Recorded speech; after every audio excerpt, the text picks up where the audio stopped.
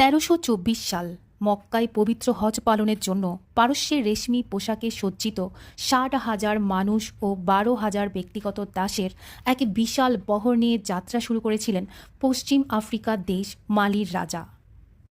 মালি থেকে মিশর হয়ে মক্কায় পৌঁছানোর সময় তার সাথে ছিল কয়েক শত উট আর হাতির বিশাল বাহিনী। শুধু তাই নয়, তিনি তার হাত খরচার জন্য বহন করেছিলেন ২১,০০০ কেজি সোনা, যা তিনি যাত্রাপথে দান করেছিলেন।